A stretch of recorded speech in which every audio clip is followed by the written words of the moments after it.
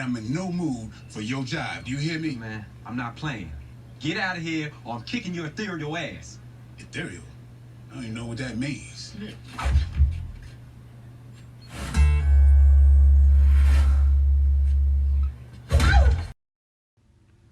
Welcome back to Gear Chat.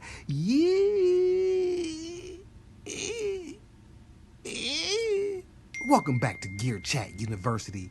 Ding.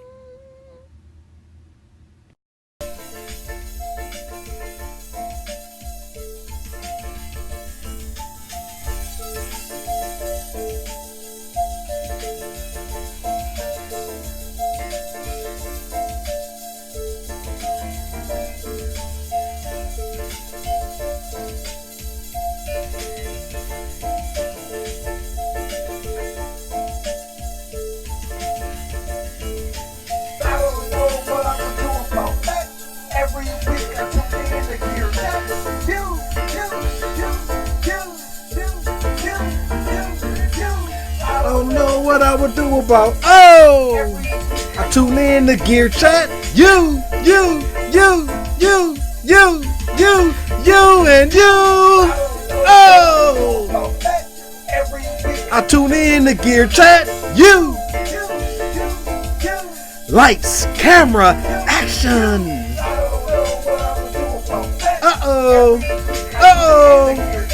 You. You, and you. Oh, yes. It is I, says me, John G. Welcome back. Welcome back. me. Welcome back to Gear Chat.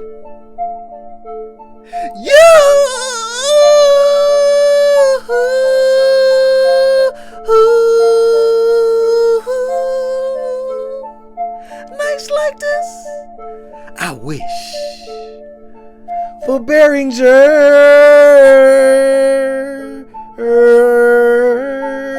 Nights like this. Welcome back to Gear Chat University. I am the Capitan, John G, as I fade into the darkness. And I'm back at you one more time, one more again. Listen, man, I just had the pleasure. I say pleasure because I had the pleasure of watching Bob Eats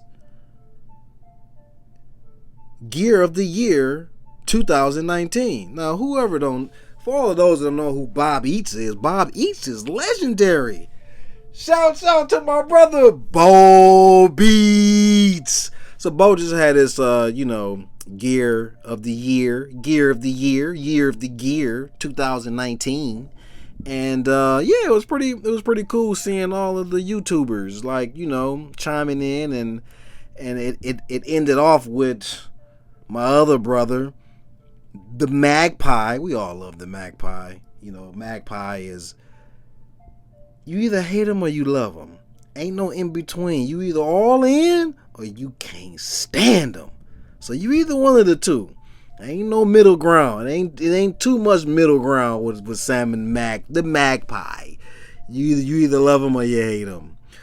But it was a good show, man. I had a pleasure to just seeing what everybody thought. And what I want to talk about is this Gen 6 the styrofoam. I think it's the Gen 6. It was talked about quite a bit. Like, everybody seems to be the Gear of the Year, I guess. Me personally, I don't know. Maybe this gear didn't come out this year. Maybe that's why it wasn't talked about. It must be the reason why it wasn't talked about. But I would have thought the Lyra 8 would have been more interesting. The Lyra 8 is awesome. Lyra 8, oh my god. But again, I don't know if that came out this. Maybe that's why it wasn't included. But I mean, they had Zola on there, and it got Gear of the Year, and it came out. I mean,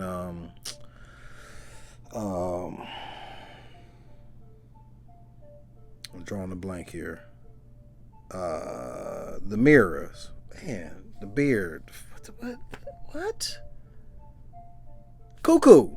I went cuckoo thinking about Cuckoo. Man, your name is contagious. Okay, Cuckoo. So he talked about the Zoya pedal, saying that it was gear of the year, even though it came out in 2018. I haven't touched the stylophone. To me, it just sounds very much like the stylophone sound sonically, but just with a bigger keyboard and more playability than that other box that they came out with. But I was just kind of surprised to see it get such rave reviews from various YouTubers who seem to really dig it, and not from a standpoint of it being necessarily melodic and all of that, which is why I say the Lyra 8, because it's kind of in that same boat. It's a different kind of an animal. Like, it's not something you get and go, I'm gonna play Beethoven on it. Like, this ain't Beethoven synth right here. This is to destroy some stuff. I'm talking about I'm blowing something up. I'm taking my nails and scratching the chalkboard. Like, I'm getting some stuff that make your skin crawl out of this thing and just just nasty. So for me, it would be the Lyra 8. In terms of just like, here is something that's new to everybody. Let's the Lyra 8, please step aside. What is that, huh? So yeah, it was a pleasure watching that show. If you haven't seen it, go check it out on Bo Eats.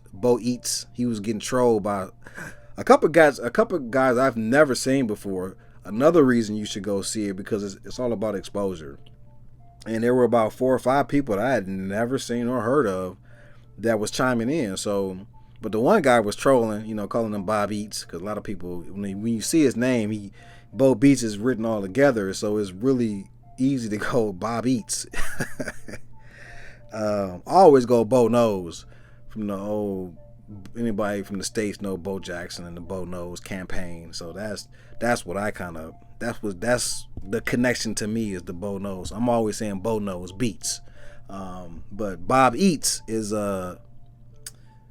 that's a community troll. I mean, it's just like your nickname now, Bob Eats. If I want to poke a little jokey joke, Bob Eats.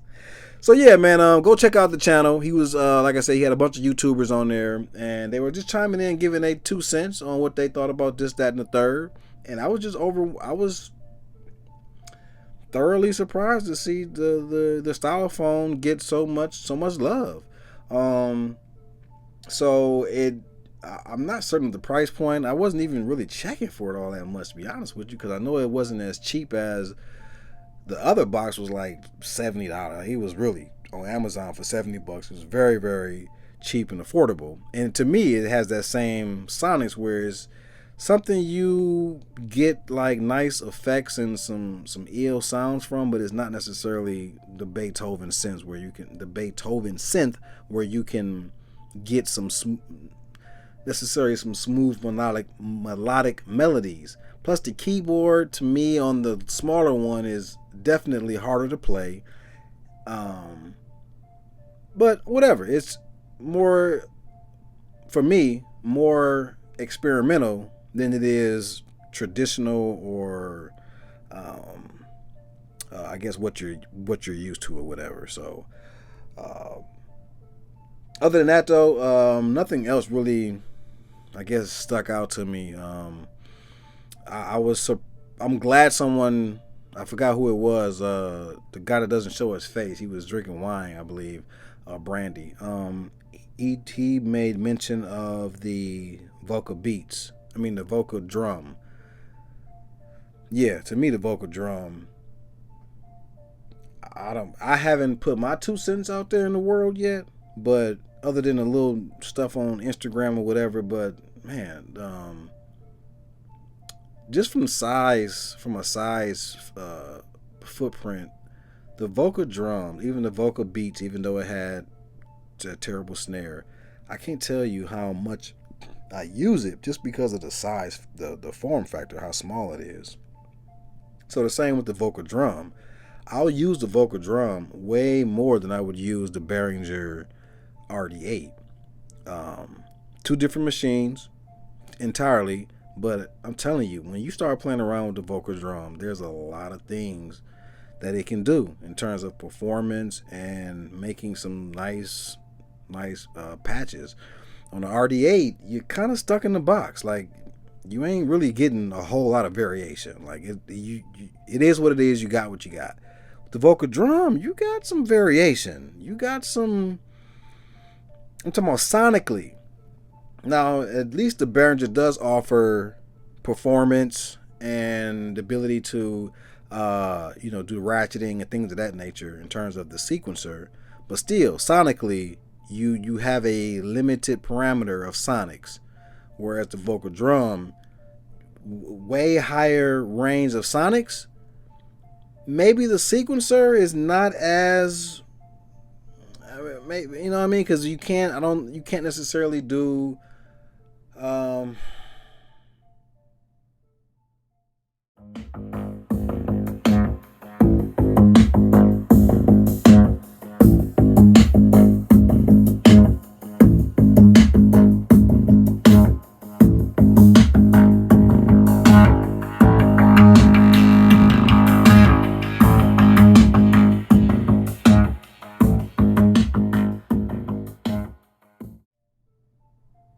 Say that and be wrong. I was gonna say you can't per step like you can on the Behringer, but I don't want to say that. Just, I may be wrong on that.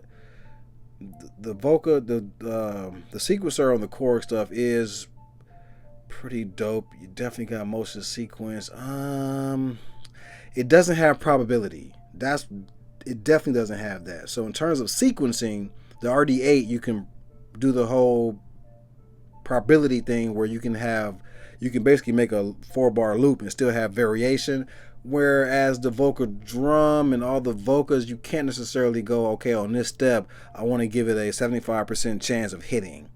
So it doesn't have that. So that's the one feature that it doesn't have that, that the Behringer does have. But again, sonically is what I'm preferring to more so. Sonic wise, the Vocal Drum has a bigger palette.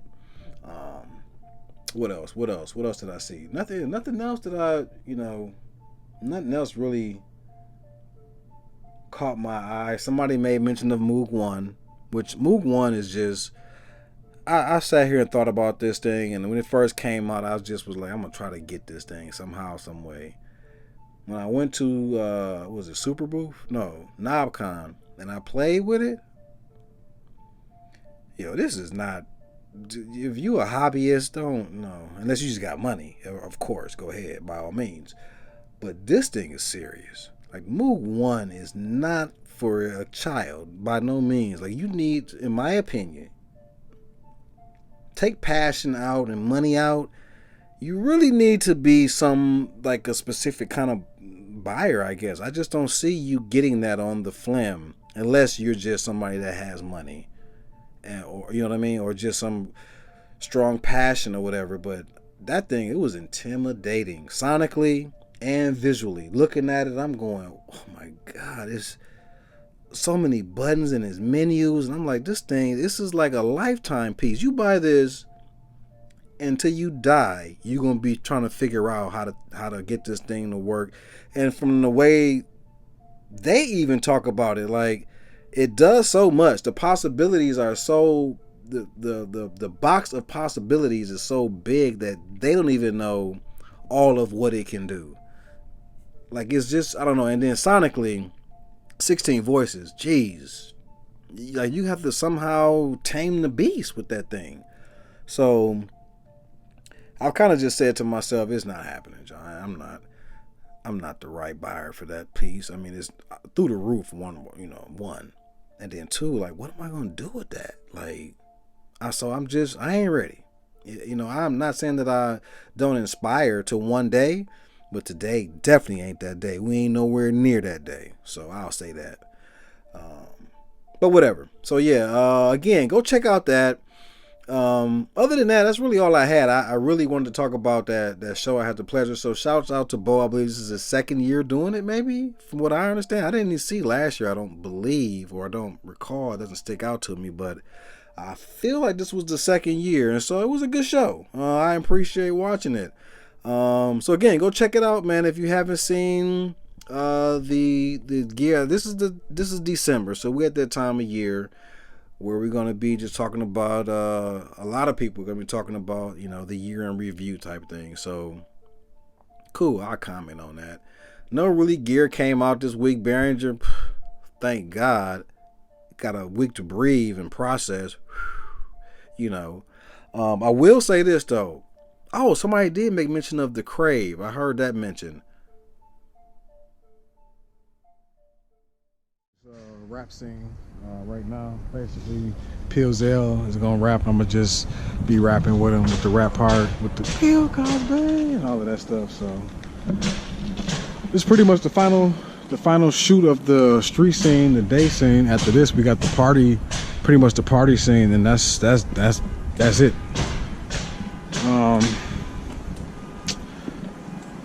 So after today, we done, right, Corso? Sunday, we not. No, yeah, we're done. Yeah, so this is a wrap up the 2-day shoot.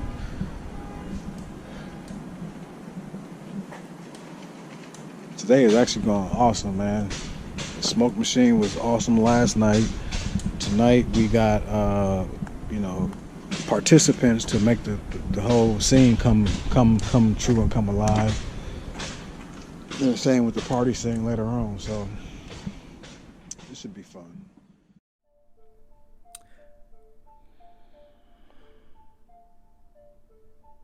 If you haven't played with the Crave yet,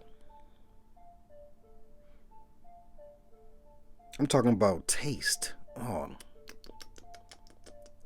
my God. So, yeah,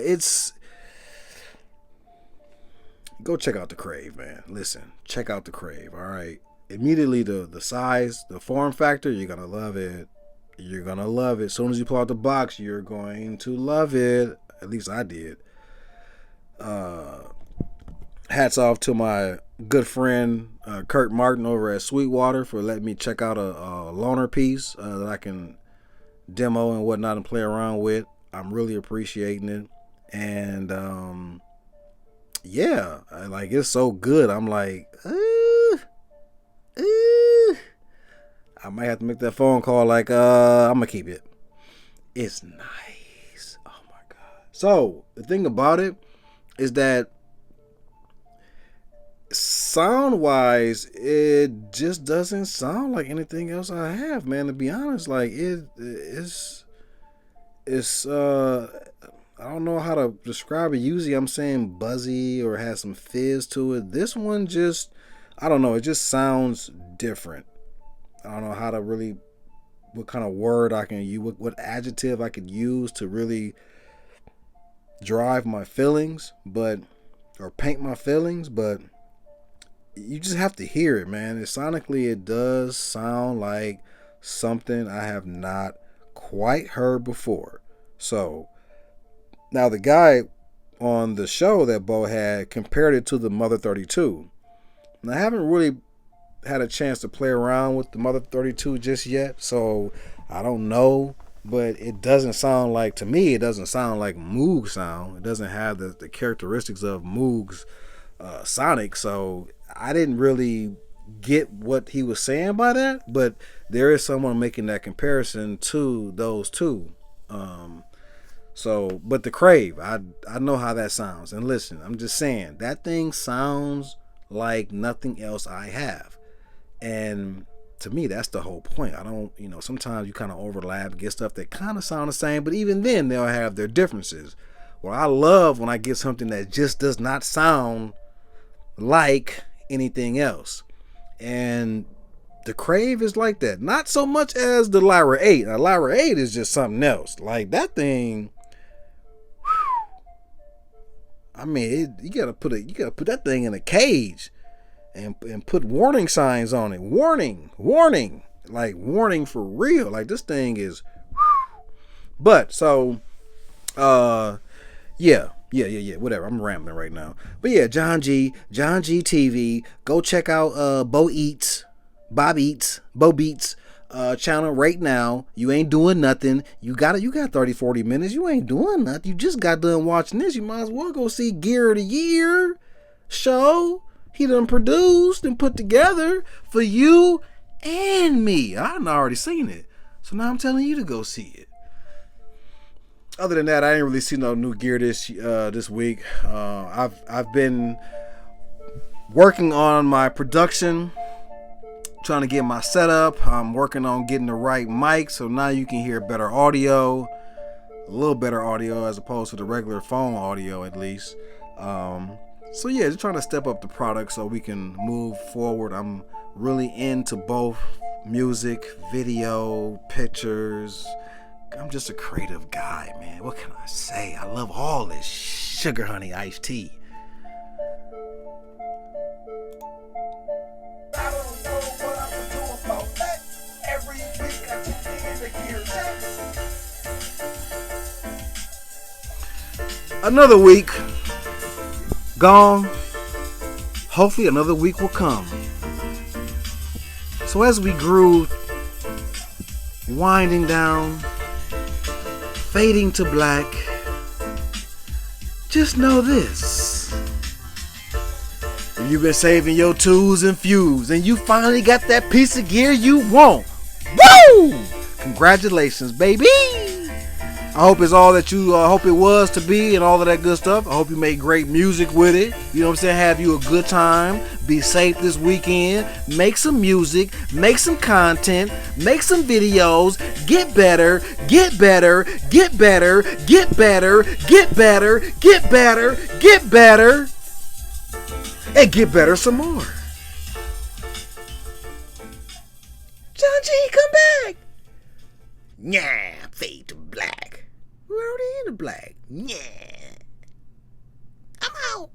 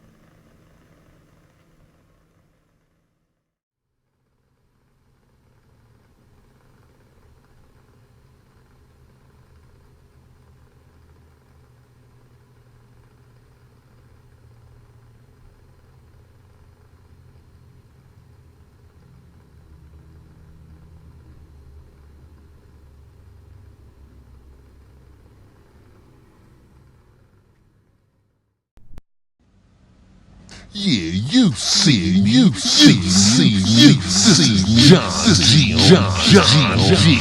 G.